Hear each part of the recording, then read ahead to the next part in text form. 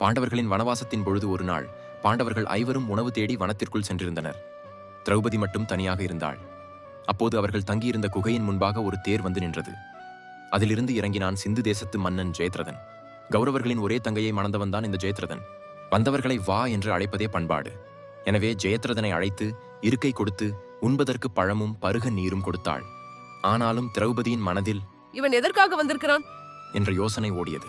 ஒருவேளை கௌரவர்களின் செயல் தனக்கு வருத்தம் அளிக்கிறது என்று சொல்லி அனுதாபமும் ஆதரவும் தெரிவிக்க வந்திருப்பானோ என்று நினைத்தாள். பின் யோசனையை கைவிட்டு, சற்று பொறுத்திருங்கள், என் கணவர்கள் இப்போது வந்து விடுவார்கள். அவர்கள் வராமலேயே போகட்டும், நான் வந்தது உனக்காகத்தான் என்று கூறிய ஜெயத்ரதனின் கண்கள் காமத்தை வெளிப்படுத்தின. தன்னுடைய தேரிலிருந்து ஒரு பெட்டியை இறக்கி கீழே வைத்தவன் அதை திறந்தான். அதற்குள் நிறைய ஆபரணங்களும் ஆடைகளும் வாசனை திரவியங்களும் இருந்தன. அதை காட்டி, இவையெல்லாம் உனக்குத்தான்.